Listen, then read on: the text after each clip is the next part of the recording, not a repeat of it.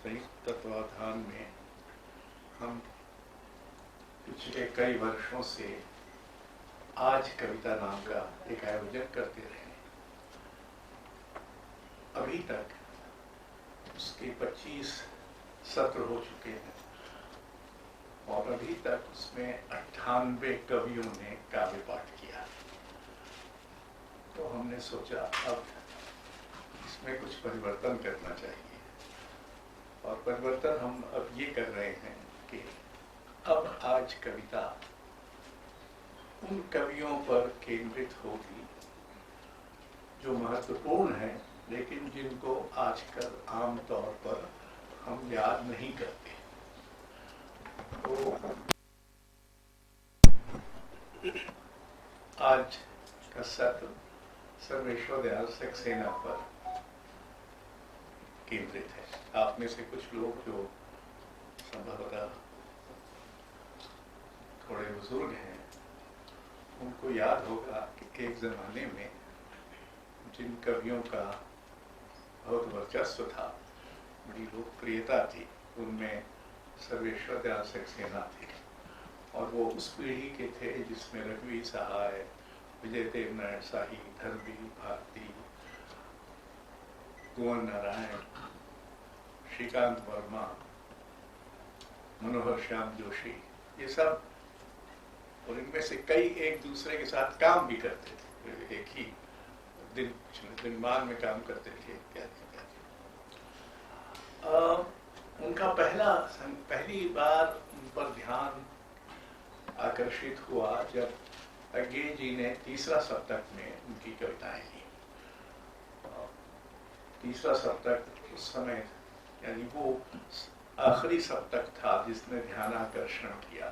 हालांकि एक और सप्तक चौथा निकला और फिर तब तक ध्यान आकर्षण समाप्त हो चुका था और उसमें वो केदारनाथ सिंह और विजय देवनारायण शाही और रघुवीर सहाय तो दूसरा सप्तक में आ चुके थे, लेकिन तीसरा सप्तक में कुंवर नारायण, विजय देवनारायण शाही, सर्वेश्वर दयाल सक्सेना। उनका पहली पुस्तक काठ की घंटियां थी। अज्ञे जी ने एक सीरीज शुरू की थी आज के युवा साहित्यकारों की, इसमें कुल 3 पुस्तकें निकली जहाँ तक मुझे याद है। पहली थी रघुवीर सहाय की सीढ़ियों पर धूप में, दूसरी थी सर्वेश्वर जी की काठ की घंटियां और तीसरी थी अजित कुमार की अंकन, या ऐसा कुछ उसका नाम। अजित कुमार भी उन्हीं कवियों में से थे उस जमाने के जो, और इनमें से अधिकांश इलाहाबाद से आए थे। कुंवर नारायण, श्रीकांत वर्मा को छोड़ते तो बाकी सब इलाहाबाद से आए थे। कविता लिखने के अलावा सर्वेश्वर जी ने बहुत कुछ और भी लिखा है, बहुत सारा गद्य लिखा है, नाटक लिखे हैं। उनका एक नाटक बकरी एक जमाने में बड़ा प्रसिद्ध था। वो दिनमान में चर्चे चरखे करके एक स्तंभ भी लिखते थे। तो उन्होंने बहुत सारे अनुवाद किए और मुझे अभी देखकर ये आश्चर्य हुआ कि मुझे याद नहीं था कि उन्होंने जिबनी हरबर्ट जैसे कवि का अनुवाद उस समय किया था। हम लोगों ने जिबनी हरबर्ट का नाम ही नहीं सुना था।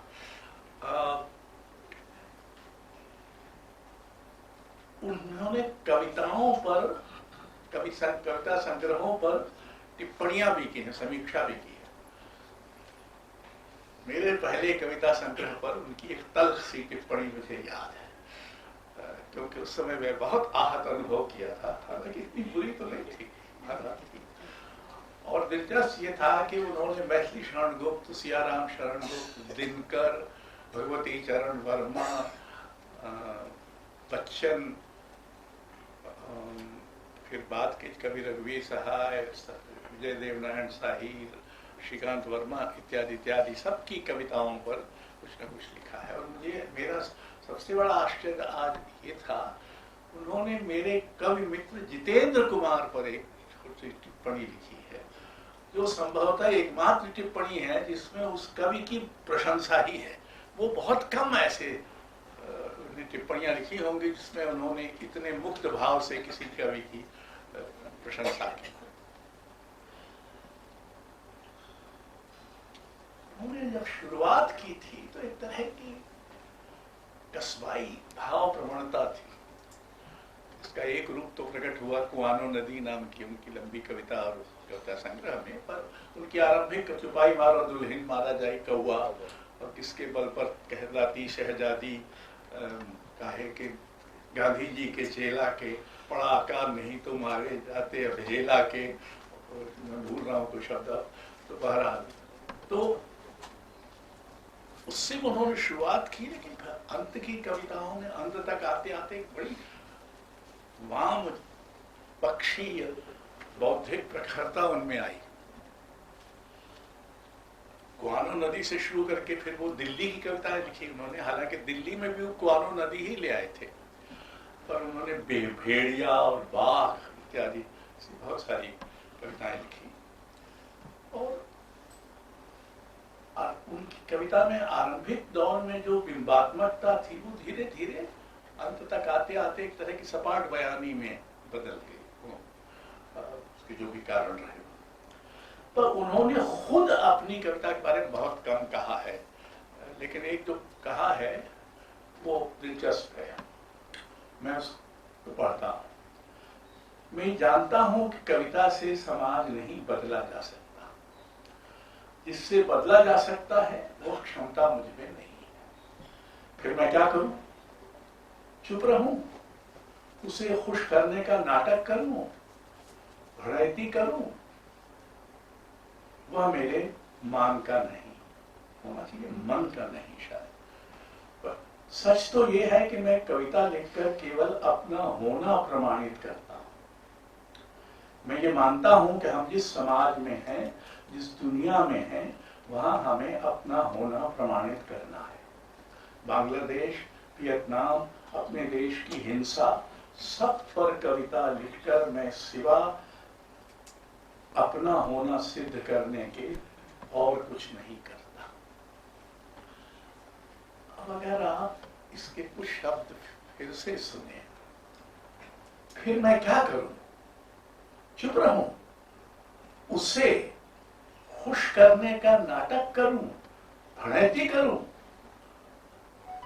ये शब्द आज भी कहे जा सकते हैं, आज भी कोई कवि इन्हीं शब्दों का उपयोग कर सकता है।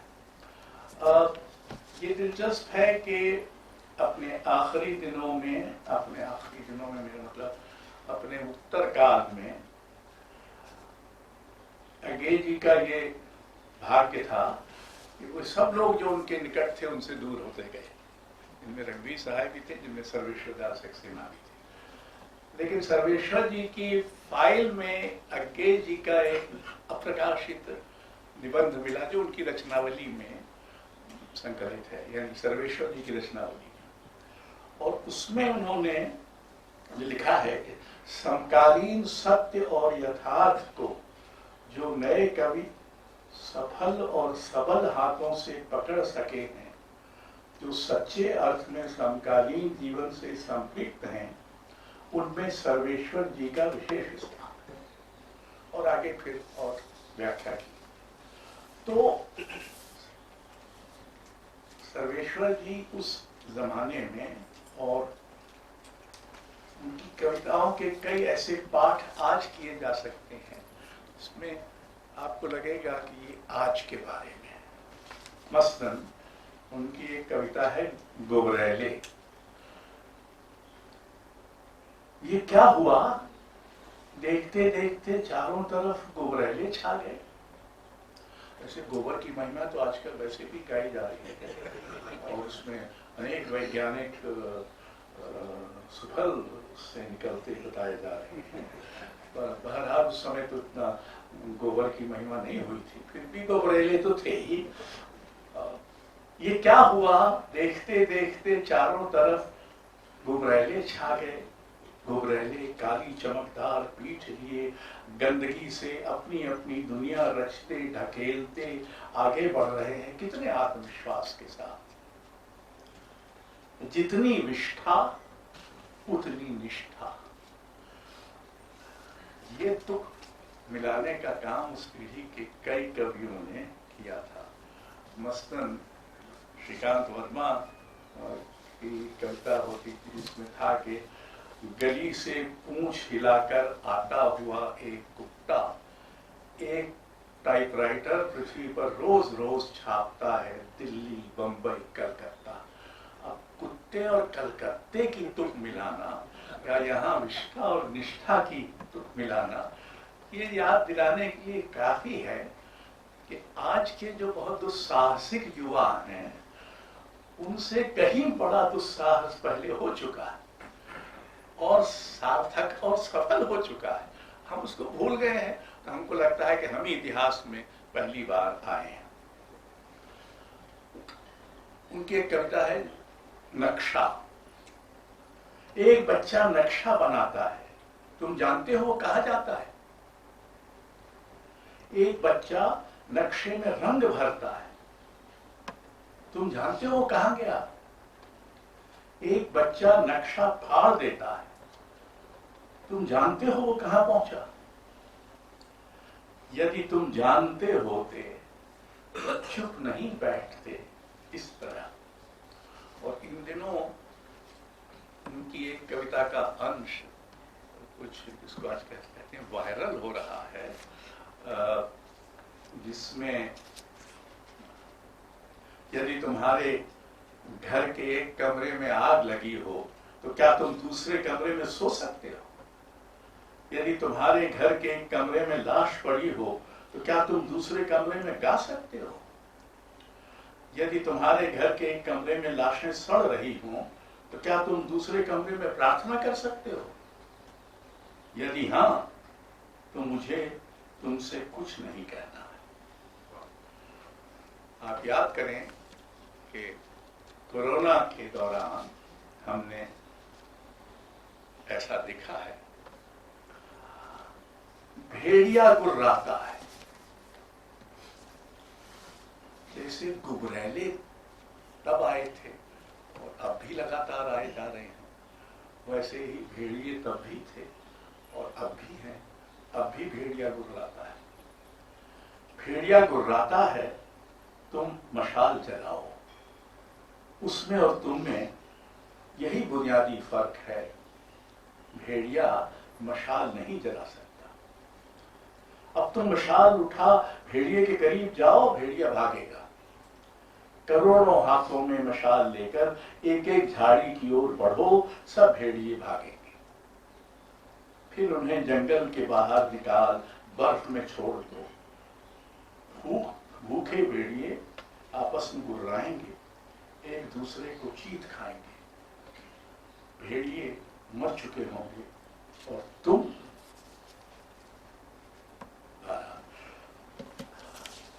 सर्वेश्वर जी ने कलाओं पर भी बहुत लिखा है और वो बहुत सारी टिप्पणियां कलाओं पर भी करते थे, संगीत पर भी। उनकी कुमार गंधर्व की जन्म शती के सिलसिले में मैं देख रहा था कि उन्होंने कुमार गंधर्व का संगीत सुनते हुए भी एक कविता लिखी, गंगूबाई हंगल पर भी एक कविता, इत्यादि इत्यादि। तो बहरहाल ऐसे कवि को हमको भुलाना नहीं चाहिए और उसको याद करना चाहिए। मेरा उनसे व्यक्तिगत संबंध बहुत ही तनावपूर्ण ही रहा और मुझे ये जानकर हर्ष हुआ कि मैंने नामवर जी को बाद में अचूक अवसरवादी कहा। सर्वेश्वर जी पहले कह चुके थे। उनका एक कि समयवादी और संवाद लोलुप नामवर सिंह ने गोष्ठी में ये कहा। तो आप समयवादी का अर्थ वही है जो अवसरवादी है। और दूसरा, उन्होंने परिमल की एक गोष्ठी की रिपोर्ट करते हुए लिखा कि झूठे विवादों को जन्म देने में सिद्ध अशोक वाजपेयी ने इस गोष्ठी में कुछ काम की बातें कही। ये उनकी शैली का एक हिस्सा ही था। तो बहरहाल पर ऐसे कवि को याद करना चाहिए, ऐसे लेखकों को भी याद करना चाहिए, क्योंकि आज जो हो रहा है, अगर यही पैमाना हो कि क्या वो आज हमारी कोई मदद कर सकता है, तो सर्वेश्वर जी जरूर ही उनमें से होंगे जो अपनी कविता से आपकी कुछ मदद इस समय को समझने और सहने और उसका मुकाबला करने में कर सकते हैं। हमारे 3 वक्ता हैं, अपूर्वानंद, आशीष मिश्र और विनोद भारद्वाज। तो अपूर्वानंद जी अब संचालन करें और कैसे करें वो जाने।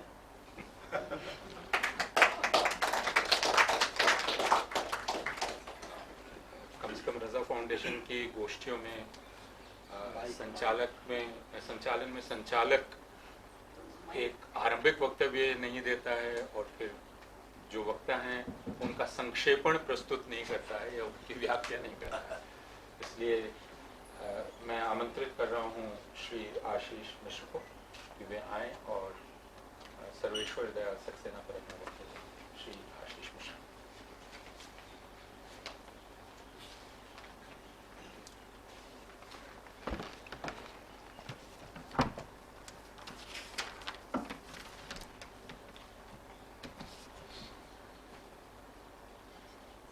आदरणीय मंच,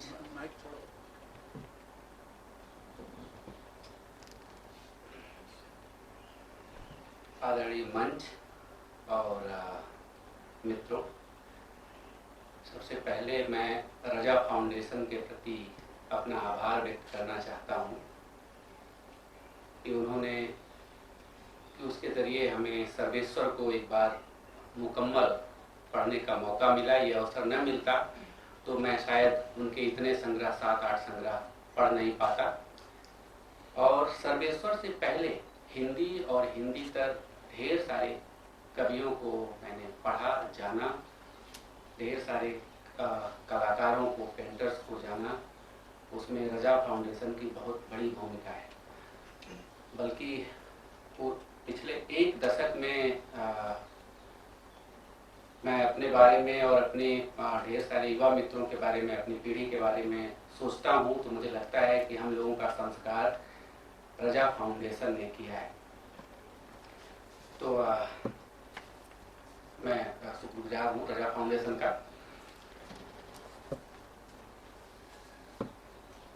आदरणीय अशोक वाजपेयी जी ने लगभग एक मुकम्मल परिदृश्य रखा सर्वेश्वर का। कुछ बातें मैं थोड़ी उस समय के बारे में और कहना चाहूँगा, कुछ प्रश्न होंगे जो रखूँगा। सर्वेश्वर का रचनात्मक जीवन लगभग 3 दशकों का है और वो 3 दशक उसका हिंदी कविता का पूरा परिवेश और इस गणतंत्र का जो पूरा विकास है उसमें सबसे उथल पुथल भरा हुआ और शायद सबसे महत्वपूर्ण है वो 3 दशक। वो हिंदी कविता में भी नई कविता, साठोत्तरी कविता और उसके बाद 8वें दशक की कविता। इसी तरह से हमारे गणतंत्र में गणतंत्र का अवधान, उसकी स्थापना और गैर कांग्रेसवाद की राजनीति, बेहद उथल पुथल भरा ये पूरा दशक है। आज जब हम उन 3 दशकों के बारे में सोचते हैं तो हमारे लिए एक सुविधा है कि हम इतने दूर से खड़े होकर उसे देख रहे हैं और थोड़ा ऑब्जेक्टिव होकर उसे देख और समझ सकते हैं। बल्कि बहुत कुछ उस समय की राजनीति के बारे में और उस समय की कविता के बारे में ढेर सारी धारणाएं स्थापित हो चुकी हैं। तो यह एक अवसर है कि हम सर्वेश्वर की कविता, उसके बहाने उस समय की कविता के परिवेश और उस समय के गणतंत्र की हमारे गणतंत्र की स्थितियों के बारे में एक बार सोचें। सर्वेश्वर का पहला संकलन, जैसा कि आदरणीय अशोक वाजपेयी ने बताया, काठ की घंटियां, जिसका प्रकाशन 1958 में हुआ, लेकिन उसमें 1949 से लेकर 1957 तक की कविताएं हैं। दूसरा संकलन और कमाल है कि मैं उसका पहला संस्करण देख रहा था जो ज्ञानपीठ से प्रकाशित है। उस संकलन में कहानी, कविता और उपन्यास तीनों है। मुझे आश्चर्य हुआ, उसके बाद मैंने नहीं देखा कि ऐसा और कोई संकलन हो जो इस तरह से छपा। दूसरा संकलन बांस का पुल, जिसमें 58 से लेकर 63 तक की कविताएं हैं। सूनी नाव, जिसमें 63 से लेकर 66 तक की कविताएं हैं, और गर्म हवाएं जिसमें 63 से लेकर करीब 66 से लेकर 69 तक की कविताएं हैं। कुआनों में 69 से लेकर 73 तक की कविताएं हैं। इसके बाद जंगल का दर्द, खूंटियों पर टंगे लोग और एक संकलन। इन 3 संकलनों में कुआनो नदी, जंगल का दर्द और खूंटियों पर टंगे लोग में पूरे 1 दशक की कविता है, 8वें दशक की कविता है। काठ की घंटियां जब हम देखते हैं, मतलब काठ की घंटियां और दूसरा बांस का पुल, ये दोनों संकलन जो नई कविता के पूरे परिवृत्त में प्रकाशित होते हैं, इन दोनों संकलनों में नई कविता की ही अंतर वस्तु है। वो अवसाद है, वो एक व्यक्ति मन का अकेलापन और उसका एक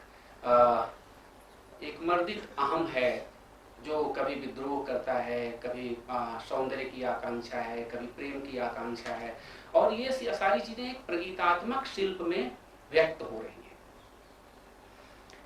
लेकिन जैसे ही दूसरे कविताएं, जैसे वो कुआनो नदी में की कविताओं में आते हैं, जैसे वो खूंटियों पर टंगे लोग में आते हैं, जैसे जंगल के दर्द के संकलनों में हम आते हैं, तो वो नई कविता का जो पूरा एक बिंब बहुल, एक उनीदा किस्म का पूरा परिवेश है उनकी कविता में, वो टूटने लगता है। मैंने देखा कि 3रा सप्तक में जो उनका वक्तव्य है, मैंने पहले पढ़ा था तो मुझे लगा था कि तीनों सप्तकों में सबसे ज्यादा उदग्र और इमेच्योर किस्म का उनका वक्तव्य है। तीनों सप्तकों की मैं बात कर रहा हूं। 3 सप्तकों में 21 कवि हुए। आज से 1 दशक पहले मैंने वो वक्तव्य पढ़ा था तो मुझे लगा कि सबसे ज्यादा इमेच्योर किस्म का वक्तव्य सर्वेश्वर दयाल सक्सेना का है, और बहुत आक्रामक है, कि जैसे किसी युवा में होता है, उसमें बड़बोलापन बहुत है। लेकिन सर्वेश्वर पर अभी विचार करते हुए मैंने फिर से उस वक्तव्य को पढ़ा तो मुझे लगा कि 1959 में सर्वेश्वर लिख रहे हैं, और कहीं आने वाली 60उत्तरी कविता की अनगूंज है उस वक्तव्य में। उसमें एक आक्रोश है, नई कविता को तोड़कर बाहर निकलने की एक छटपटाहट है। वो सारी चीजें आकार नहीं ले रही है, लेकिन वो छटपटाहट है, और उनकी शुरुआती संकलनों में भी ये छटपटाहट दिखाई पड़ती है। बहुसंख्य कविताएं प्रेम की, उदासी की, अकेलापन की, व्यक्तिगत विद्रोह की हैं, लेकिन भाषा और अंतर वस्तु के स्तर पर वो टूटती हुई दिखाई पड़ती है। जैसे अशोक जी ने चुपाई मारो दुल्हन मारा जाई कौआ का जिक्र किया, ये उनके पहले संग्रह की कविता है। घंत मंत, गरीबा का गीत, बहुत ढेर सारी कविताएं हैं जो इस शिल्प में रची जा रही हैं उनके शुरुआती दोनों संकलनों में। तो एक व्यक्तिगत किस्म का की जो उदासी, अकेलापन और प्रेम गीत है, जैसे ही उसमें नागरिक और सामाजिक राजनीतिक प्रश्न प्रवेश करते हैं, वो पूरा उसकी अंतर्वस्तु और उसके साथ उसका शैली, उसकी शिल्प और उसकी भाषा सब कुछ बदलने लगती है। और इससे उनकी पूरी कविता बेहद संवाद धर्मी, जनधर्मी होती हुई दिखाई पड़ती है। नवगीत से उन्होंने एक चीज सीखा है, वो उसकी लोकोन्मुखता। उनकी ढेर सारी कविताएं, जिन कविताओं का अभी हमने जिक्र किया, वो लोक धुनों पर लिखी गई। जैसे घंतमंत दुई कंतमंत दुई कवड़ी पावा उसको गंगा में भाव, इस पर घंतमंत लिखी गई कविता। वो उर्दू कविता में गजलों से बहुत सीखते हैं। उनकी कई गजलें हैं जो बेहद लोकप्रिय हैं आज। इन दोनों से सीख रहे हैं, और इससे उनकी शैली बेहद लोकोन्मुखी है। मेरा एक बात पर ध्यान गया कि जनता से संवाद करने की जो शिद्दत सर्वेश्वर में है, जिससे वो लोक धुनों तक जा रहे हैं, लोक शैलियों तक जा रहे हैं, नाटक लिख रहे हैं इतने सरल से, बकरी और लड़ाई जैसे, वो और किस साहित्यकार में उस समय है, किस और कवि में है। तो मुझे यह लगा कि शायद नागार्जुन के बाद सर्वेश्वर दूसरे कवि हैं जो जन संवाद करने की इतनी शिद्दत से कोशिश कर रहे हैं और लोक शैलियों तक और लोक धुनों तक, लोक गीतों तक जा रहे हैं। जब हम आज के समय में कविता को जनता से और जन समूहों से कटते जाने का प्रश्न उठाते हैं, हम यह प्रश्न उठाते हैं कि हमारी कविता आज अपने समकाल में राजनीतिक प्रतिरोध रचने में असफल हो रही है, तो हमें शायद हमारी एक नैतिक जिम्मेदारी है कि हम इस पर विचार करें कि नागार्जुन, भवानी प्रसाद मिश्र और सर्वेश्वर जैसे कवियों को, उनकी जन पक्षधर जनमुखी कविताओं को, उनके लोक संवाद धर्मी शैली वाले काव्य प्रयोगों को की उपेक्षा क्यों की गई, और एक खास तरह के बहुत महीन किस्म के अस्तित्व प्रश्नों को कविता में कैसे स्थापित किया गया। मनुष्य के अस्तित्वगत प्रश्न जरूरी हैं, उसके चेतन अवचेतन के ढेर सारे स्तरों को कविता में खोलना, भाषा में खोलना एक जरूरी प्रश्न है, लेकिन मनुष्य को, नागरिक को और समाज को सामूहिक संघर्ष भी करना होता है, भी कविताओं की जरूरत है। तो अब कुछ जब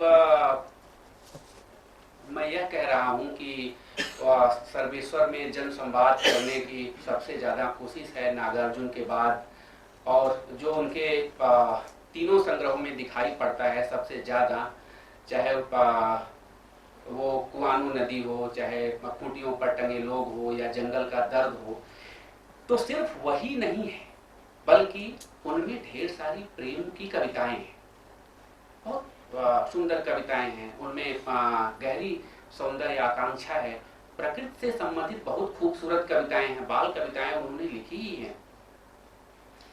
इसके अलावा एक चीज पर जिस पर ध्यान देना चाहिए कि सर्वेश्वर हिंदी कविता में प्रकृति और पशु जगत से मनुष्य के आदिम जुड़ाव को कविता में जैसे अभिव्यक्त करते हैं, किसी और कवि ने नहीं किया है। चाहे वो भेड़िए हो, चाहे काला तेंदुआ हो, चाहे जैसे अशोक जी ने कहा गुबरैले हो, कुत्ते हो, ऐसी तमाम कविताएं उनके संग्रहों में बिखरी पड़ी हैं। या कुआनो नदी में मनुष्य का प्रकृति से जो संघर्ष है, उसमें समाज भी है, सामाजिक यथार्थ भी है, लेकिन मनुष्य और प्रकृति का एक सीधा संघर्ष है। तो मनुष्य और पशु जगत का जो आदिम तादाद में है, उसको सर्वेश्वर कविता में जैसे व्यक्त करते हैं, वो हिंदी कविता में और कहीं नहीं है। ज्यादातर वो प्रतीकात्मक है। जैसे यही कविता भेड़िए बेहद प्रतीकात्मक कविता है, इसमें व्यंजना वंजना के लिए बहुत कोई जगह नहीं है। लोकप्रिय कविता इसलिए कि आसानी से समझ में आ जाती है। भेड़िए कविता ऐसी है, कुत्ते और गुबरैली कविता ऐसे ही है, लेकिन तो भी इन कविताओं में एक आदिम किस्म का हॉरर है, एक रोमांच है, और यह बहुत कुछ वही काम है जो कुंवर नारायण उस समय मिथकों के साथ कर रहे हैं, जो श्रीकांत वर्मा महाजनपद काल के ऐतिहासिक संदर्भों को लेकर कर रहे हैं। तो इसका भी उल्लेख किया जाना चाहिए कि सिर्फ राजनीति ही नहीं है। तीसरे सप्तक के ही वक्तव्य में मैंने ध्यान दिया कि सर्वेश्वर एक जगह लिखते हैं कि मैं शैली पर ध्यान नहीं देता, अंतर वस्तु पर ध्यान देता हूं, और अपने ही बारे में ये बात नहीं कहते। उसी वक्तव्य में यह कहते हैं कि नए कवि भी, नई कविता के दौर के कवि भी शैली पर नहीं, शिल्प पर नहीं, अंतर वस्तु पर ध्यान देते हैं। बस मुगालते बस ये वक्तव्यों में कहते रहते हैं कि नहीं, वो शैली पर ज्यादा ध्यान देते हैं। मतलब नए कवि जो कह रहे हैं अपने बारे में, सर्वेश्वर उसके उलट कह रहे हैं अपने और नए कवियों के बारे में। तो वो पढ़कर मुझे लगा कि शायद हो सकता है कि सर्वेश्वर सच में शैली पर और शिल्प पर ध्यान नहीं देते हो, लेकिन उन्हें पढ़ते हुए मुझे लगा कि सर्वेश्वर सबसे ज्यादा शैली सजग और शिल्प सजग कवि है, बल्कि उनकी शैली इतनी आसान और इतनी सरल है कि वो आसानी से पकड़ में आ जाती है, उसे कॉपी किया जा सकता है, बल्कि किसी प्रमेय की तरह बोर्ड पर समझाया जा सकता है और उसे दूसरी कविता में ढाला जा सकता है। ज्यादातर वो प्रतीकों का, रूपकों का और उत्प्रेक्षा का कविता में इस्तेमाल करते हैं, जिसे पूरी कविता को ही दूसरी कविता में ढाला जा सकता है। और मुझे लगता है कि उनकी ढेर सारी कविताओं की लोकप्रियता के पीछे कारण यही है कि उनकी शैली बहुत आसान है, और ये शैलीगत जो सरलता है शायद वैचारिक स्पष्टता से ही आई है। इसकी दिक्कतें हैं, इस वैचारिक स्पष्टता की और शैलीगत सरलता की। इससे जनसंवाद आसान होता है, लेकिन इसकी अपनी दिक्कतें। दिक्कत यह है कि उनकी जो राजनीतिक समझ है सर्वेश्वर की, जो गैर कांग्रेसवाद के एक पूरे नैरेटिव में, एक माहौल में बन रहा है, उस समय गणतंत्र में काम करने वाली शक्तियों में जो अंतर विरोध है वो उसे नहीं पकड़ पाते। ये सारी कविताएं, चाहे वो जो कविताएं बहुत चर्चित हैं, ये गुबरैले कविता या फिर का भेड़िया, कुत्ता, ये सारी कविताएं जो बहुत, या उनके नाटक तक, बकरी नाटक या लड़ाई, ये सारे नाटक, इनमें कोई जो उस समय की हमारे गणतंत्र में काम करने वाली राजनीतिक ताकतें हैं, उनका अंतर विरोध नहीं है, वो बहुत सपाट किस्म। वरना उन कविताओं में यह एहसास होता कि गैर कांग्रेसवाद के नाम पर जो पूरा विमर्श है, जो पूरी राजनीति है, उसके अंतर विरोध क्या है और वो कहाँ ढलने वाला है, किस चीज में परिणत होने वाला है, जिसका कि आज हम सामना कर रहे हैं। लेकिन उन कविताओं में कहीं नहीं है।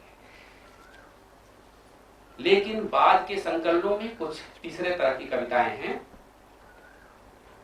जो ज्यादा यथार्थ उन्मुख है। जैसे कुआनो नदी शीर्षक की पहली कविता, 3 खंड हैं, उसमें से पहला खंड अपने समय के यथार्थ को उसकी वस्तुनिष्ठता और अंतर विरोधों के साथ पकड़ने की जैसी क्षमता कुआनो नदी में है, सर्वेश्वर की किसी और कविता में नहीं है। उनकी एक कविता है गांव का सपेरा, उनकी एक तीसरी कविता है भुजैनिया का पोखर। इसके अलावा और ऐसे ही 4-6 कविताएं हैं। कुआनो नदी कविता मुझे पढ़ते हुए लगा कि शायद ये ध्यान आया तुरंत त्रिलोचन की कविता नगई महरा, तो मुझे लगा कि ये त्रिलोचन के बाद लिखी गई कविता होगी, लेकिन वो त्रिलोचन से 10 साल पहले लिखी गई कविता है, और उसकी पूरी अंतर्वस्तु और यथार्थ को पकड़ने का तरीका वही है जो त्रिलोचन का है। तो मुझे लगता है कि त्रिलोचन सर्वेश्वर की सबसे मूल्यवान कविताओं में जो कविताएं हैं वो यही कविताएं हैं, कुआनो नदी, मेरे गांव का सपेरा, भुजैनिया का पोखर और इस तरह की और कविताएं।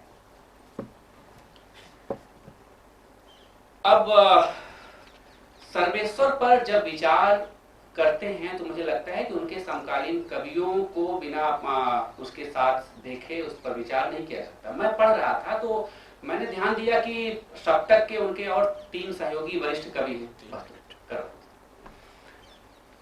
केदारनाथ सिंह और कुंवर नारायण, तीसरा सप्तक के ही कवि हैं। तो मैंने ये समझने की कोशिश की कि केदारनाथ सिंह का कवि व्यक्तित्व और कुंवर नारायण का कवि व्यक्तित्व और सर्वेश्वर का कवि व्यक्तित्व, किसका कवि व्यक्तित्व बड़ा है, किसका रचना संसार बड़ा है, किसमें यथार्थ की परतें ज्यादा हैं और कौन हमारे ज्यादा समकालीन लगता है। तो मुझे लगा कि कुंवर नारायण और केदारनाथ सिंह मेरे अपने अनुभवों के ज्यादा करीब पड़ते हैं, उनका यथार्थ बोध ज्यादा गहरा है। लेकिन फिर मेरा ध्यान गया कि सर्वेश्वर के रचनात्मक जीवन में और कुंवर नारायण और केदारनाथ सिंह के रचनात्मक जीवन में दुगने का अंतर है। सर्वेश्वर दयाल सक्सेना लगभग 50 से लिखना शुरू करते हैं और 83 में उनकी मृत्यु होती है, और केदारनाथ सिंह और कुंवर नारायण की मृत्यु 2017-18 के पास। 3 दशक ज्यादा रचनात्मक जीवन है। अगर सर्वेश्वर दयाल सक्सेना जिस राजनीति के वो समर्थन में थे उसकी परिणतियों को देखते, उदारीकरण और बाजारवाद के इस माहौल को देखते, सांप्रदायिक उन्माद के इस माहौल को देखते, तो उनका यथार्थ बोध शायद और गहरा होता। एक अगला प्रश्न यह है कि मुझे यह लगता है कि जिन कविताओं को अभी मैंने ये कहा कि वो बहुत सपाट हैं, उनमें यथार्थ बोध उतना गहरा नहीं है, आज उनके बारे में पढ़ते हुए मुझे लगता है कि उनसे हमें संवाद करने की जरूरत है। अपने समकाल में, अपने समकाल के संदर्भों से उसका पुनर्पाठ कैसे किया जा सकता है, उसमें नई व्यंजनाएं कैसे भरी जा सकती हैं, और उन्हें अपने इस गणतंत्र में सांप्रदायिक और उन्मादी ताकतों से लड़ने के लिए जनता का हथियार कैसे बनाया जा सकता है। सर्वेश्वर दयाल सक्सेना में मुझे लगता है कि हमारा सबसे जरूरी कार्यभार यही है कि उन कविताओं का समकालीन पाठ और समकालीन भाष्य तैयार किया जाए। बहुत शुक्रिया आशीष। अब मैं अनुरोध कर रहा हूँ विनोद भारद्वाज जी से कि वे अपना वक्तव्य। श्री विनोद भारद्वाज।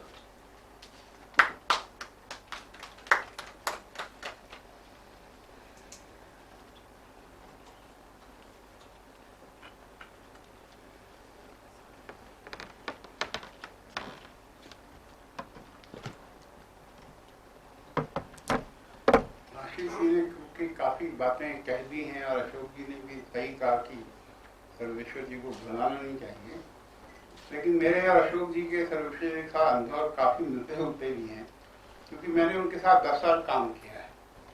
और काम करने के अलावा क्योंकि कई बार हम लोग मंडी हाउस जाते थे, उनका घर वहीं था बंगाली मार्केट में, तो सुप्रीम कोर्ट के सामने गाड़ी से हमें छोड़ देती थी हमारी जो आर्ट डायरेक्टर थी, तो हम लोग पैदल जाकर काफी बातें होती रहती थी।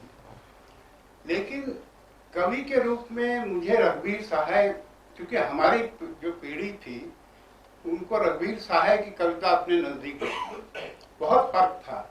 रघुवीर सहाय और श्रीकांत वर्मा उस समय केवल कुंवर नारायण तो खैर मतलब मैं उस संदर्भ में देख रहा हूँ, तो वो उस भाषा से हम जुड़े हुए थे। सर्वेश्वर जी मुझे काफी उस हिसाब से सबसे कमजोर कवि लगते थे अगर 3-4 कवियों को तुलना की जाए। अब ठीक है कि उनकी बोलचाल की भाषा, बच्चों की उनकी कविताएं, उन्होंने जो नाटक लिखा बकरी, ये सब क्योंकि मुझे काफी बातें पता है उनके जीवन की। उन दिनों कविता नागपाल के साथ थे काफी, और वो सीपीएम वगैरह के कांटेक्ट में थे, थोड़ा लेफ्टिस्ट हो गए थे, लेकिन पूरी तरह से वो नहीं हो रहे थे। वो एक आम आदमी से जुड़ने की इच्छा थी, पर दिनमान में चूंकि एक मैं 74 से दिनमान में था और उनकी डेथ 83 में हुई शायद, तो मैं उनको एक दिन पहले मैंने देखा था ऊपर के 3री मंजिल पे ऑफिस हमारा दरागंज में। वो बहुत अजीब ढंग से बाहर देख रहे थे, वो उनकी डेथ से एक दिन पहले की बात है। तो मैं रघुवीर साहब के बहुत निकट था, श्रीकांत जी के बहुत निकट था, लेकिन मैंने कविता सिर्फ सर्वेश्वर जी के निधन पे लिखी थी। 1983 उसका शीर्षक था जो साक्षात्कार में छपी हुई थी। तो उसका कारण था कि वो एक तो असमय चले गए, काफी यंग एज में चले गए, 56 साल के थे, और उनका ब्लड प्रेशर बहुत होता, डायबिटिक भी थे। तो पर उनकी मुझे एक बात, देखिए मैंने जब दिनमान ज्वाइन किया, रघुवीर साहब ने मुझे कहा लखनऊ आए कि आप दिनमान में आ जाइए, तो मुझे एक बहुत बड़ा आकर्षण था कि इतने बड़े कवि हिंदी के, मैं 3 तो बड़े कवि थे, प्रयाग जी भी थे, तो वो लोग वहाँ हैं तो बड़ा अच्छा लगेगा, वहाँ जाएंगे। लेकिन मुझे ये दुख हुआ जाकर कि वो तीनों कवि आपस में एक अजीब ढंग से ईर्ष्या और उसके शिकार थे, और बहुत बुरी तरह शिकार थे। एक तो ये होता है कि थोड़ा बहुत तो होता ही, अभी भी हो रहा है, मतलब समकालीन कवयित्रियों कवियों में देख सकते हैं कि बहुत ज्यादा ईर्ष्या भी दिखाई देती है, अननेसेसरी एक तो वो होता है। लेकिन मैंने देखा एक बार, मुझे याद है डॉल हाउस में हम लोग खाना खाने गए, एक ही बार ऐसा दिन था जब श्रीकांत जी, सर्वेश्वर जी और रघुवीर साहब और मैं खाना खाने गए थे। कभी भी विशेष संवाददाता का उनसे संवाद नहीं था, संपादक से। एक अजीब बात है कि विशेष संवाददाता अखबार के संपादक से बात नहीं करता था, और वो आते थे और मैं और प्रयाग जी मुझसे बात करके, और फिर कभी कभी प्रयाग जी होते थे वो बात करके चले आते थे, टाइप करके अपना लिखा के निकल जाते थे। और सर्वेश्वर जी को एक मुझे जो, मैं संस्मरणात्मक इसलिए कह रहा हूँ कि वो कई बातें उनकी कविता और जीवन से भी जुड़ती हैं। अगर कोई बायोग्राफी लिखे कभी आगे, वो जो है साहित्य अकादमी पुरस्कार से आतंकित थे। मुझे बड़ा हैरानी होती थी कि साहित्य अकादमी पुरस्कार हम तो नहीं कहीं साहित्य अकादमी पुरस्कार की चिंता करते कभी। अगर वो तो मुझे कई बार, कम से कम 20 बार मुझसे कहते थे, अरे भाई आप विष्णु खरे आपके दोस्त हैं और वो उप सचिव हैं साहित्य अकादमी में, उन पर कुछ जोर दीजिए कि मुझे कविता मतलब पुरस्कार मिलना चाहिए। तो मुझे बड़ा आश्चर्य होता था कि साहित्य अकादमी पुरस्कार के लिए, एक तो मुझे जो कवि अपने पुरस्कार को खुद कहते हैं वो बड़ा आश्चर्य होता है। सोम दत्त ने एक बार मुझे फोन किया कि श्रीकांत वर्मा शेखर सम्मान जो है उसमें जूरी में, श्रीकांत जी आप उनसे कहिए। तो मुझे लगता है कि अपनी को पुरस्कार फेलोशिप के लिए अप्लाई करना समझ में आता है। तो एक बार विष्णु खरे ने मुझे फोन किया निर्माण में, और उन्होंने कहा कि अरे भाई बधाई हो, तुम्हारी पीढ़ी के कवि को पुरस्कार मिला है। धूमिल को मिला था मरणोपरांत। तो मैंने सर्वेश्वर जी सामने बैठे हुए थे, रघुवीर साहब के कमरे के बाहर मेज थी, वहां बैठते थे वो। तो मैंने उनसे जाकर कहा कि विष्णु खरे ने अभी बताया कि धूमिल को पुरस्कार मिला है। तो वो उन्होंने दरवाजा खोला, मैं पूरा सीन याद है मुझे। उन्होंने रघुवीर साहब का दरवाजा खोला और बोले कि लगता है कि पुरस्कार मरने के बाद ही मिलेगा। और ये दुखद है कि उनको मरने के बाद ही मिला, ये भी एक अजीब बात है। और दूसरा ये, चूंकि वो वैसे जैसे अशोक जी ने कहा ना कि उनके संग्रह की समीक्षा की, मेरा पहला संग्रह आया और वो उसमें एक कविता उनको बहुत पसंद थी, क्योंकि स्वामी के प्रदर्शनी में मैंने पढ़ी थी, वो लोटे पर कविता थी। वो अगले दिन मेरे पास आए, बोले कि विनोद जी मैं इस आम आदमी के प्रतीक पर मैं भी कविता लिखना चाहता था। तो मैंने कहा सर्वेश जी अब तो मैंने लिख दी है, तो आप नहीं अब लिख पाएंगे। तो उन्होंने उसमें भी मौका देख के मुझे, उन्होंने थोड़ा सा जो बात अशोक जी कह रहे थे लगभग उनका यही रूप था कि एक युवा कवि के पहले संग्रह पे एक सीनियर कुलीग लिख रहा है, तो मौका देख के उन्होंने कुछ उस पर वो भी किया। लेकिन फिर भी मैं सर्वेश्वर जी को इग्नोर नहीं कर सकता। पर्सनली मुझे लगता है कि शाही उनसे बड़े कवि थे और शाही को ज्यादा इग्नोर किया गया है। क्योंकि अगर देखा जाए तो अशोक जी को पहला कार्यक्रम ऐसा करना था तो विजय देवनाथ शाही पे करना चाहिए था, कर चुके हैं। तो वो ऐसा कहीं ना कहीं ओवर रेटेड पॉइंट है। आपको उसका उदाहरण एक देता हूं।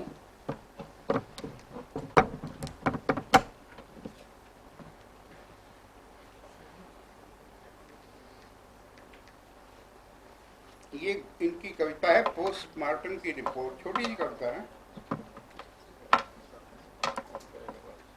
गोली खाकर एक के मुंह से निकला राम, दूसरे के मुंह से निकला माओ, लेकिन तीसरे के मुंह से निकला आलू।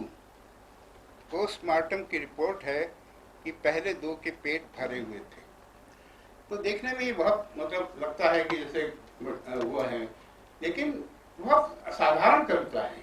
मतलब इसमें ऐसी कोई बात नहीं है कि जो एक क्रांतिकारी राइटर, क्योंकि मुझे याद है मैं जब चंडीगढ़ गया था, हम लोग एक कार्यक्रम में अरुण कमल और राजेश जोशी साहित्य अकादमी का 79 में प्रोग्राम था, वहां पर मुझे अमरजीत चंदन मिल गए जो पास के साथ के थे और बहुत क्रांतिकारी और नक्सल कवि माने जाते थे। तो उनकी एक कविता में ले आया साइकिल चलाते हुए, और दिमाग में मैंने इसे छाप दिया रघुवीर जी को कहकर कि कविता अच्छी, इसको हम लोग मिला है। तो रघुवीर जी ने कहा ठीक है। तो सर्वेश्वर जी ने मुझसे आकर कहा कि अरे विनोद जी आप कब से नक्सलवादी हो गए मतलब आपने उस कवि की कविता लाकर दी, छपवाई। मैंने कहा कि नक्सलवादी क्या होता है, मतलब आप अपने को नक्सलवादी मानते हैं या जनता के बहुत नजदीक मानते हैं? क्योंकि आम देखिए चर्चे चरखे कॉलम उनका हम लोगों ने भी लिखा है, आप लोगों को बता दूं, रघुवीर साहब ने भी लिखा है, लेकिन उनका ही लिखा होता था, 90% वही लिखते थे और उसमें वो आम आदमी की बहुत दुआई देते थे। लेकिन एक चूंकि मैं तो उस समय युवा था, तो मैं सोचता था कि अपने चपरासी के साथ तो आप दुर्व्यवहार करते हैं, हम देखते थे उसको, और फिर आप आम आदमी का इतना ख्याल रखने की बात करते हैं। तो कभी कभी मुझे लगता है कि जीवन में बहुत सी चीजें आप साहित्य अकेडमी पुरस्कार क्या चीज है, कितने ऑर्डिनरी लोगों को मिल चुका है, वो उससे क्या फर्क पड़ जाता है कि साहित्य अकेडमी पुरस्कार किसी को मिल जाता है और नहीं भी मिलता है। तो कोई ऐसा नहीं है कि आज के बहुत से कवि ऐसे हैं जो अच्छे कवि हैं जिनको उस तरह के पुरस्कार नहीं मिले हैं। तो मुझे सर्वेश्वर जी की वो कविता अच्छी लगती है, धंत मंत जो दो कौड़ी पावा, क्योंकि वो उनके ऊपर भी है। दिल्ली मतलब आज मैं उस कविता के पढ़कर, क्योंकि शायद समय कम है वरना उनके संस्मरण मेरे पास बहुत है।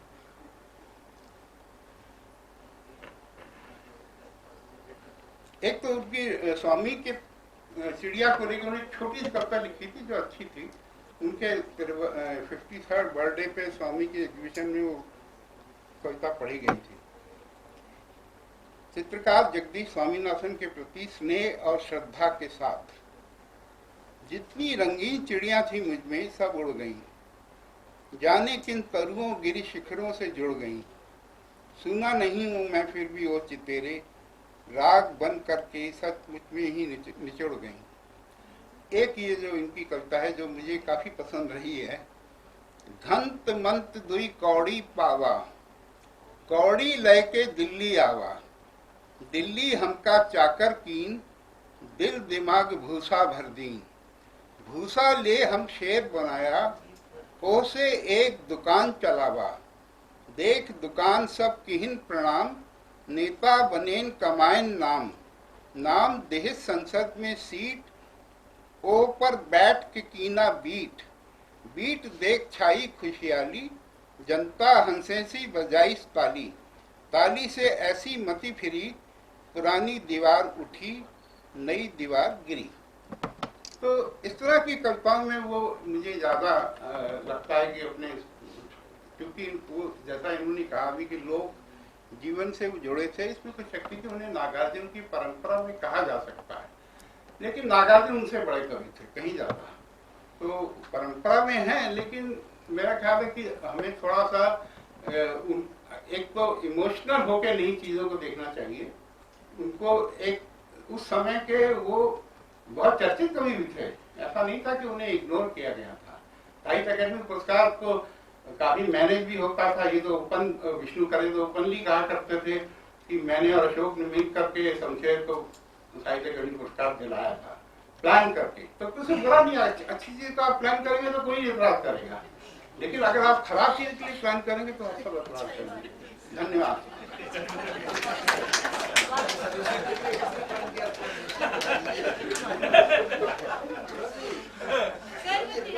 बहुत शुक्रिया, बहुत शुक्रिया विनोद जी।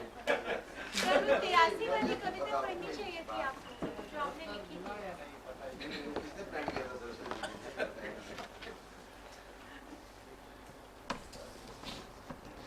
अक्सर हिंदी की, बहुत शुक्रिया आप दोनों का, अशोक जी और रजा फाउंडेशन का, कि उन्होंने यह श्रृंखला शुरू की है जिसमें हम अशोक जी के मुताबिक वैसे कवियों पर विचार करेंगे या उनकी चर्चा करेंगे जिनकी चर्चा अभी कम होती है। लेकिन जब उन्होंने ये प्रस्ताव रखा और जब बात हो रही थी तो मैं ये सोच रहा था कि आखिर किसकी चर्चा लगातार होती है।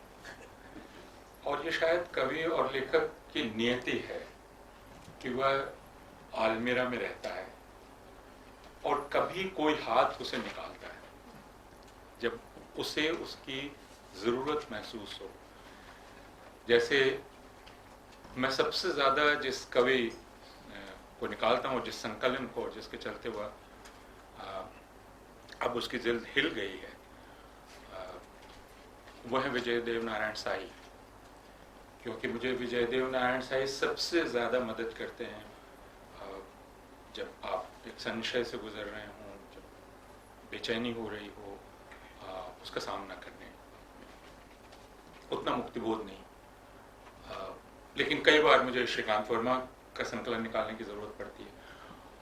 और नागार्जुन तो पढ़े हुए हैं या दूसरे कवि पढ़े हुए हैं, तो चर्चा किसकी होती है और कौन लगातार करता है, इसका पैमाना भी क्या है, कहाँ से उसको देखा जाए। जो अभिशप्त हैं हिंदी साहित्य पढ़ने के लिए वो हिंदी साहित्य के छात्र हैं, बाकी लोग अभिशप्त नहीं है, और कि उन्हें हिंदी साहित्य पढ़ना ही है, लेकिन उन्हें वो पढ़ना है जो पाठ्यक्रम में दिया हुआ, जो उनके अध्यापकों ने तय कर दिया है कि प्रस्तावित हैं, और वे समय समय पर बदलते रहते हैं अध्यापकों की रुचि के अनुसार, उनके आग्रहों दुराग्रहों के अनुसार। और अब जैसा हम देख रहे हैं कुछ और जो बड़े आग्रह हैं राजाग्रह के अनुसार, राज्याग्रह के अनुसार। तो एक तो यह प्रश्न है कि यह शायद हर लेखक की नियति है कि वो प्रायः अलक्षित ही रहता है और उसे निकाला जाता है। तो सर्वेश्वर दयाल सक्सेना वैसे कवियों में हैं। दूसरे, कक्षा में चूंकि अध्यापन करता हूं, तो कक्षा में अक्सर जब रचनाओं पर बात होती है तो छात्र, जैसे मुक्तिबोध की कविता पर बात होती है, तो छात्र अक्सर मुक्तिबोध के जीवन में जो उनकी कठिनाई थी उसका उल्लेख करके उनकी कविता पर बात करना चाहते हैं, या निराला के जीवन की कठिनाइयों को पर चर्चा करते हुए राम की शक्ति पूजा का अर्थ समझना चाहते हैं। और मैं उनसे अक्सर कहता हूं कि फर्ज कीजिए कि आपको उनकी जिंदगी का कुछ भी नहीं पता है, फिर आप ये कविता पढ़ेंगे या नहीं, और इससे कुछ आपको हासिल होगा या नहीं, और इसकी जो भी मानी हासिल करना हो वो आप कर पाएंगे या नहीं, या आप उनकी जिंदगी की जासूसी करेंगे। तो फिर हमें विनोद भारद्वाज जी जैसे संस्मरणों की किताबें लिखवानी पड़ेंगी और उनको संदर्भ पुस्तक के रूप में देना पड़ेगा कि यहाँ से आप कविता का संदर्भ लें और कविता की जांच करें। कविताएं बिल्कुल अलग जिंदगी ले लेती हैं, इसलिए जब मैं सर्वेश्वर दयाल सक्सेना को पढ़ रहा था तो मैं उनके संकलन देख रहा था और मैं ये सोच रहा था कि ये सब संकलन उनके जीवन में आए होंगे एक एक करके, और आखिरकार हमारे पास जो है वो यह है सर्वेश्वर दयाल सक्सेना, और बाकी कुछ नहीं है। उनकी जिंदगी की वो किस्से, उनकी ईर्ष्या और वो सब हम लोगों की जिंदगियों में है, वह सर्वेश्वर में नहीं है। मैंने जो पहला संकलन पढ़ा था सर्वेश्वर दयाल सक्सेना का, वो खूंटियों पर टंगे लोग थे, और उससे एक अच्छा असर मुझ पर नहीं पड़ा था, क्योंकि उसमें सर्वेश्वर की जो राजनीतिक दृष्टि से थी वो बहुत ही प्रकट थी, और वे कविताएं भी बहुत सपाट थीं। ये 1983 की बात है, और उसके बाद लंबे समय तक सर्वेश्वर को मैंने छुआ नहीं, क्योंकि वह असर पड़ा। और उसके पहले बकरी नाटक पटना इप्टा ने मंचित किया था, और उस नाटक को देख के भी मैं बहुत निराश हुआ था, और उसकी मैंने लंबी समीक्षा लिखी थी। मैं खुद इप्टा का सदस्य था, लेकिन मैंने उसकी तीखी आलोचना की थी, जिस पर इप्टा में बहुत विवाद हुआ था कि इप्टा का सदस्य खुद इप्टा के नाटक की आलोचना कैसे कर सकता है, लेकिन वो की जा सकती थी और छप सकती थी, क्योंकि उसमें भी मुझे खासा सरलीकरण दिखलाई पड़ा था। लेकिन बाद में मुझे सर्वेश्वर को पढ़ते हुए लगा, जैसे किसी भी कवि को पढ़ते समय लगता है, कि कविता आखिरकार अगर कविता है और सर्वेश्वर कवि थे, तो वह एक तरह की हिमाकत है। हिमाकत इसलिए है कि उसके पहले ढेर सारी कविता रची जा चुकी है, जिससे आप प्रभावित भी होते हैं, और जिससे आप, जिसे हम बिहार में कहते हैं, थकाते भी हैं। यानी जिस भाषा में निराला लिख चुका हो, जिस भाषा में तुलसीदास लिख चुके हों, कबीर लिख चुके हों, उसमें मैं कैसे कविता, उसमें मैं प्रवेश ही कैसे करूं। तो एक प्रकार की हिमाकत तो है, लेकिन दूसरे जो अशोक जी ने उनको उद्धृत किया, मैं चुप कैसे रहूं, तो वह एक मजबूरी भी है, बाध्यता है कि मुझे बोलना ही है। और प्रेम, विराग, घृणा, क्रोध, करुणा, संदेह, विफलता, इन सब के साथ तीव्र क्षणता, गहनता, घनत्व, अगर इन सब को ले लें, इन सब के साथ इन भावों को व्यक्त किया जा चुका है। लेकिन हर कवि, हर रचनाकार फिर इनको व्यक्त करता है और कहता है कि यह जो प्रेम तुमने निराला में देखा, उससे यह प्रेम अलग है।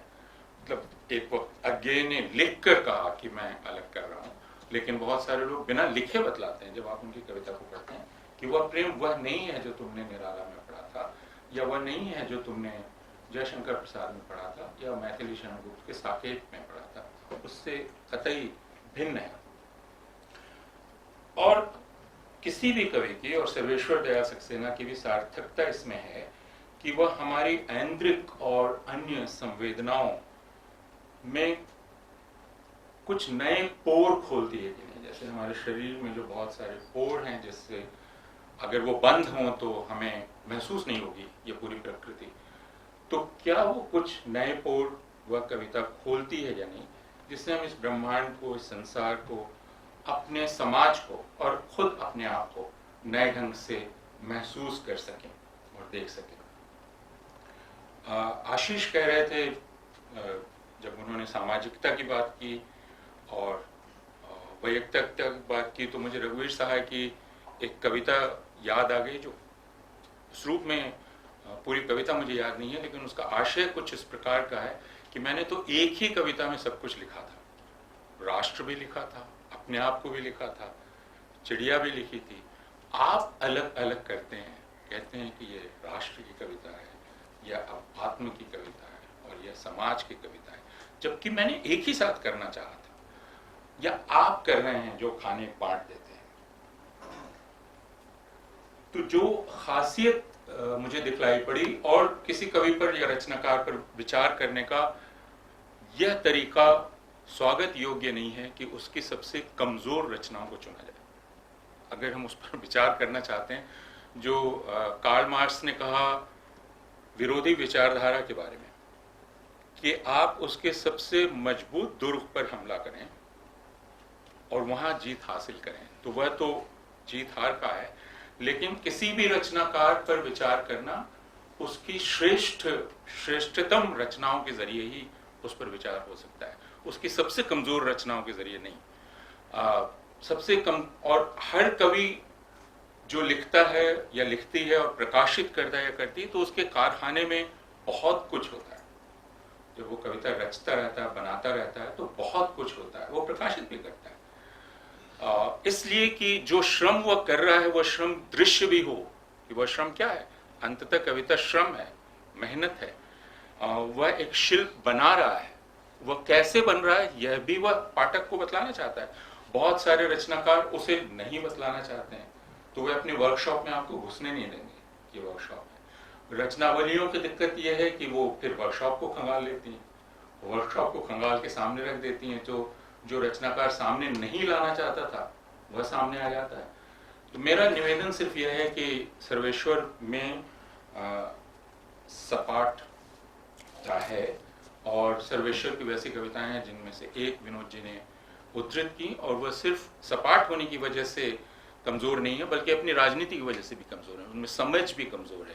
जैसे 2 मारे गए, उनके पेट भरे हुए थे, और तीसरा जिसका पेट नहीं भरा हुआ था, तो वह उसके पीछे जो दृष्टि है वह भी बहुत ही पोच या कमजोर दृष्टि है।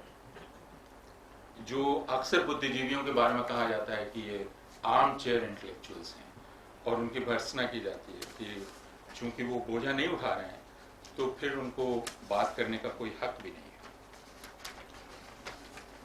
लेकिन मैं उनकी कुछ पंक्तियां कुछ कविताओं से सुनाना चाहता हूँ, और इससे अंदाज मिलेगा सर्वेश्वर की काव्य क्षमता का। जैसे एक और सरलता उनमें बहुत है।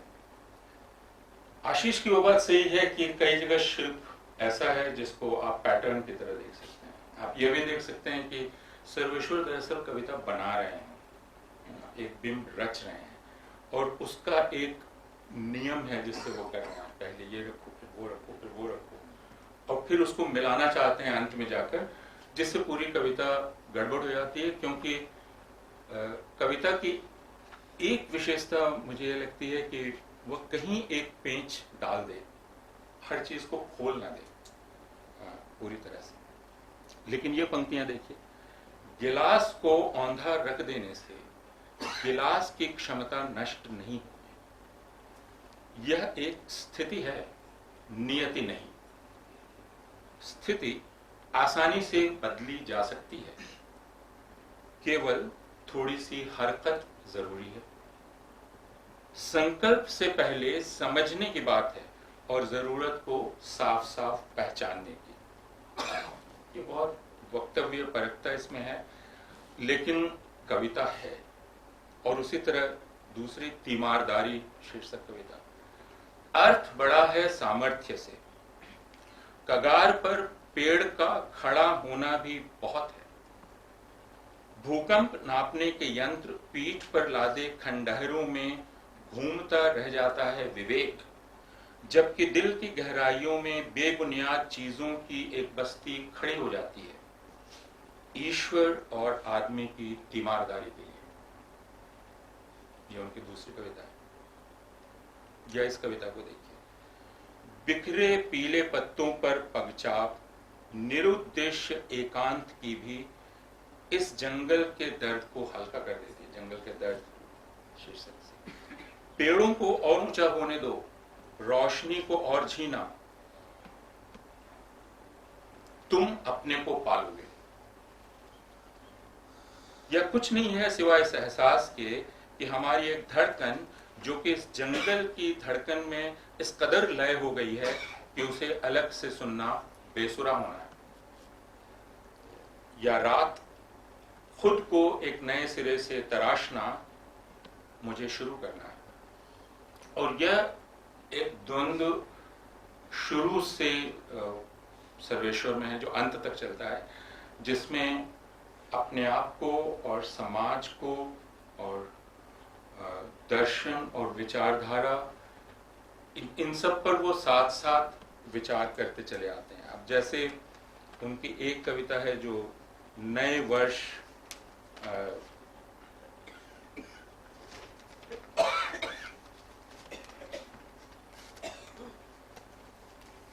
के लिए बधाई देते हुए, लंबी कविता है। नया वर्ष दर्द, गहराई और तन्मयता का वर्ष हो। मेरा व्यक्तित्व तुम सबका हो सकता है, लेकिन मेरी एक परछाई भर है जो मेरी अपनी है, महज मेरी अपनी है। नया वर्ष व्यक्ति की रक्षा और सामाजिक चेतना का वर्ष हो।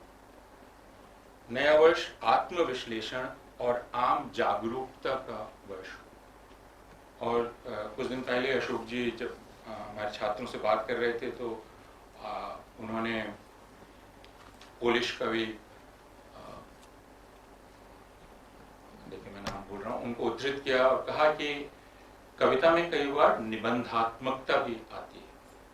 तो सर्वेश्वर की कविता में निबंधात्मकता दिखलाई पड़ेगी, लेकिन काठ की घंटियां में जो प्रगीतात्मकता थी जिसका जिक्र आपने किया, वह प्रगीतात्मकता या वह गेयता का तत्व सर्वेश्वर में अंत तक बना रहता है। और इस चीज को उनको पढ़ने वाले, उनके अध्येताओं और आलोचकों ने नोट किया है। मैंने ये देखा कि उस दौर के कवियों में सर्वेश्वर संभवतः इस लिहाज से अनूठे हैं कि उनमें युद्ध विरोध की जितनी कविताएं हैं उतनी बहुत कम कवियों में, दूसरे कवियों में युद्ध पर उनका खास ध्यान है। और युद्ध विरोध की ढेर सारी कविताएं हैं, वो बेबी टैंक वाली कविता और बाकी कविताएं जिसमें वे युद्ध का विरोध करते हैं। और फिर यह भी मैं सोचता हूँ, और यह सिर्फ किसी एक कवि के बारे में नहीं, सारे कवि के बारे में, कि सर्वेश्वर को सिर्फ हम भारत के संदर्भ में ही क्यों पढ़ें। भारत के संदर्भों ने सर्वेश्वर को बनाया, लेकिन जिसको कहा जा रहा था कि सर्वेश्वर की इस कविता को अभी हम पढ़ें, तो अगर उस कविता को फर्ज कीजिए अंग्रेजी में अनुवाद करके अमेरिका में पढ़ा जाए, तो लोग कह सकते हैं अरे ये तो डोनाल्ड ट्रंप का अमेरिका है, या कोई कह सकता है कि अरे ये तो आज का पोलैंड है, या कोई कह सकता है कि ये तो एर्दोयान की तुर्की है। तो राजनीति मात्र के बारे में या इस कविता को देखिए, जिसने खुद अपनी जुबान काट ली हो उससे नहीं बोलूंगा, अब मैं वह खिड़की नहीं खोलूंगा। असमर्थ देश, असमर्थ प्यार, दोनों को ही मेरा नमस्कार, अब मैं यह खिड़की नहीं खोलूंगा। हाँ, इसमें आग लगा सकता हूं, और इसकी सीली दीवार से इसे नीचे सड़क पर धकेल सकता हूँ, यह जानते हुए भी कि एक भीड़ निगाहों में बर्फ लिए इसे चारों ओर से घेर कर तमाशा बना देगी। तो हम ये कह सकते हैं कि बिल्कुल आज की कविता है, यानी कल जो हरिद्वार में हुआ या दिल्ली की सड़कों पर हुआ उसकी कविता है। यह कि गीत रह गया लेकिन कोई गाने वाला नहीं रहा, दर्द रह गया लेकिन दर्द जगाने वाला नहीं रहा, यह कविता। लेकिन इसके बाद यह कि वह इस संसार के आगे एक और